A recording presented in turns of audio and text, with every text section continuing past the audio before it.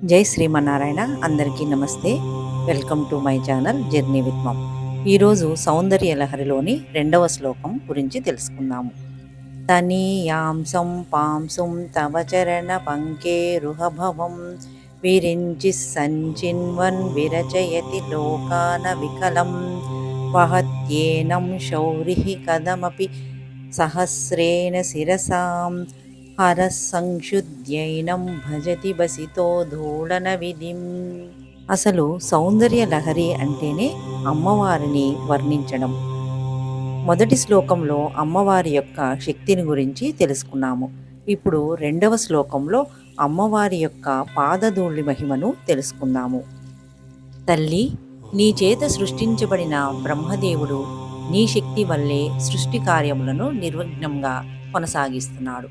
నీ పాదధూళి రేణువులను శిరస్సుపై దాల్చి విష్ణుదేవుడు స్థితి కార్యక్రమాలను, ఆదిశేషుడు 1000 పడగలపై ఈ భూమి భారాన్ని మోస్తున్నాడు.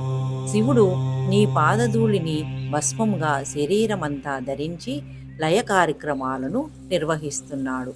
ఓ తల్లి, నీ పాదధూళిని అణుమాత్రం తీసుకున్న బ్రహ్మదేవుడు చరాచర జగత్తును సృష్టిస్తున్నాడు.